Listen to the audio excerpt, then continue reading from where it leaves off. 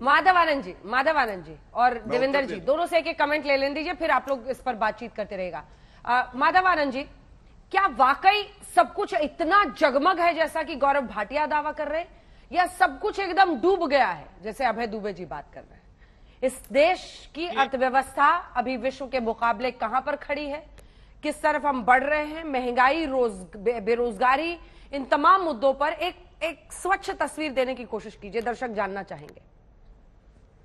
वैश्विक स्तर पर अगर तुलनात्मक अध्ययन करें तो निश्चित रूप से भारत की अर्थव्यवस्था अच्छी स्थिति में है। बहुत अच्छी स्थिति में नहीं है लेकिन अच्छी स्थिति में कहा जा सकता है।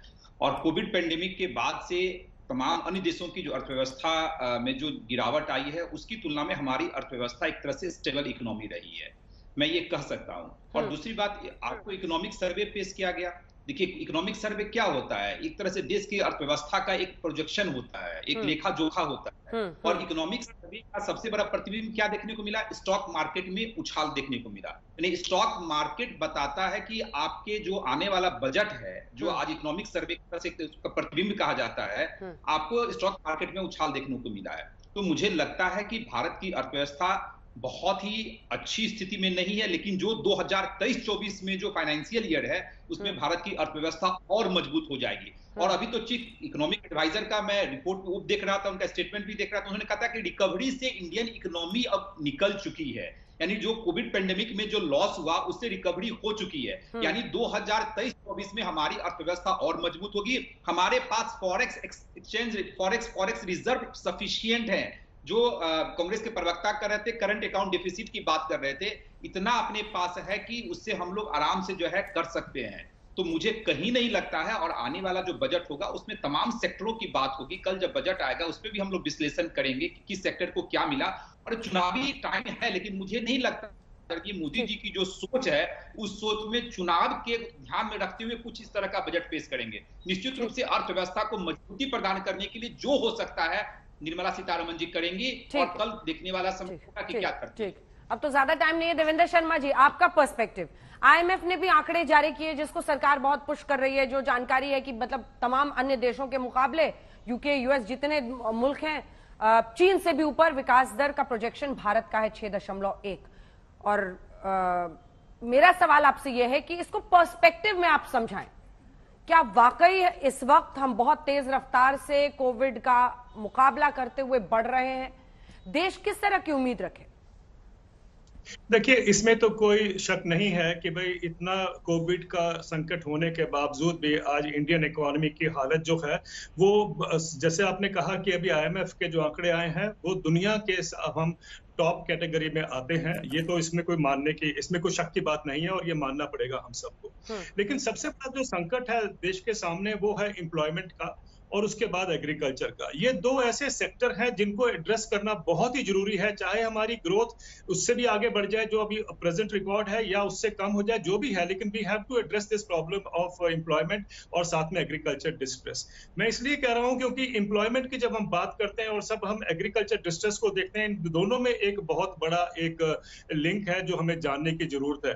क्योंकि एग्रीकल्चर जो है वो बिगेस्ट एम्प्लॉयर है, कंट्री का लार्जेस्ट एम्प्लॉयर है, और एग्रीकल्चर को अगर हम नहीं बिल्ड अप करते हैं तो मुझे लगता है कि जिस क्राइसिस में हम अभी जूझ रहे हैं उससे भी निकलना मुश्किल हो जाएगा। क्योंकि एग्रीकल्चर जो है वो बहुत सा पोर्शन जो पॉपुलेशन का है, 50% तो एग्रीकल्चर के रही है। देवेंद्र जी, आप ही को टोक कर आपसे एक प्रश्न कर रही हूँ। किसान सम्मान निधि जिसमें सालाना 6,000 रुपया किसानों को डायरेक्ट बेनिफिट ट्रांसफर से जा रहा है, क्या आप ये चाहेंगे या उम्मीद रखते हैं कि वो बढ़ा दिया जाए? और किस तरह के इंसेंटिव स्पेशली एग्रीकल्चर के लिए आप देख रहे हैं या किसानों के हित में दे? क्योंकि उस समय तो मामला पूरा अटक गया ना सर, तीनों कृषि कानून वापस लो और वही जीत बन गई। जीत ये नहीं बन पाई कि एमएसपी की लीगल गारंटी मिले। ये बहुत महत्वपूर्ण सवाल आपने रखा है अंजना जी। बिल्कुल ठीक कहा कि एमएसपी की गारंटी मिले, ये बहुत ही इंपॉर्टेंट है इस देश के लिए, और कृषि को एक क्राइसिस से निकालने के लिए भी वो इंपॉर्टेंट है। और मैं लीगल गारंटी की बात कर रहा हूं। अभी जो सरकार ने कमेटीज बनाई थी उसमें हमने देखा कि लीगल गारंटी की बात नहीं हुई। लेकिन एक बात हमें समझने की जरूरत है, और ये जब से मैंने पहले कहा था कि भाई हमें किसानों को डायरेक्ट इनकम सपोर्ट देने की जरूरत है, इकोनॉमिस्ट उससे एग्री नहीं करते थे, पर अच्छा लगा कि सरकार ने उसको किया, उसको इंप्लीमेंट किया। पर 6 6,000 रुपए जो सालाना जो सपोर्ट है, वो मतलब है कि 500 रुपए पर मंथ किसान को मिलता है। 500 रुपए आप समझेंगे, सब देश समझेगा कि वो कोई बड़ी सपोर्ट नहीं है। हमें चाहिए क्या कि हमें कम से कम उसको डबल करना चाहिए। हमें उसको 12,000 रुपए कम से कम किसान को हर महीने, हर साल देने की जरूरत है, और उसी के हिसाब से आप कह रहे हैं सीधा डबल कर दिया जाए? डबल कर दिया जाए। दूसरी बात आपने कही है कि भाई लीगल गारंटी की। आप देखिए ना, चीनी मिलों के लिए सरकार ने एक स्कीम लेके आई है कि 31 रुपए से नीचे चीनी की खरीद नहीं होगी। यानी आपने एक मिनिमम सेल प्राइस बना दिया चीनी मिलों को बचाने के लिए, उनके प्रॉफिट को प्रोटेक्ट करने के लिए। तो वही तो किसान मांग रहे हैं। क्यों नहीं हम किसानों को भी एक जो मिनिमम सपोर्ट प्राइस है वो गारंटी कर दें कि इसके नीचे नहीं खरीद होगी। और यही जो आपने पहला सवाल किया था, क्योंकि किसानों की इनकम देखिए क्या है। जो एनएसएस का आंकड़ा आया है 2019 का लेटेस्ट जो सर्वे है, वो ये कहता है कि किसान परिवार की औसतन आय देश में 10,200 रुपए के आसपास है पर मंथ। और उसमें से खेती में से देखा जाए, अगर हम नॉन फार्म एक्टिविटी निकाल दें, सिर्फ खेती में से 27 रुपए प्रतिदिन किसान की आय है। अब ये तो हम सब समझेंगे कि भाई इस आय में तो गुजारा किसी का नहीं हो सकता। तो इसको कैसे बढ़ाया जाए? अगर हम शुगर मिल्स को एक हम मिनिमम सपोर्ट प्राइस या मिनिमम सेल प्राइस दे सकते हैं, तो हम किसानों को क्यों नहीं दे सकते? ये सवाल जो है ये बहुत महत्वपूर्ण है, और मैं अपेक्षा करता हूं कि बजट में इस पर संज्ञान लिया जाएगा, क्योंकि आफ्टरऑल जो हम सब जानते हैं कि इलेक्शन से पहले फुल फ्लेज बजट यही है। और अमृतकाल के पीरियड में अब एक समय हमारे पास आ गया कि अगले 25 साल में हम एक ऐसा एक्शन ले लें जो खेती को एक हाउस ऑफ इकोनॉमिक। अब गौरव जी सबकी बातों का जवाब देंगे।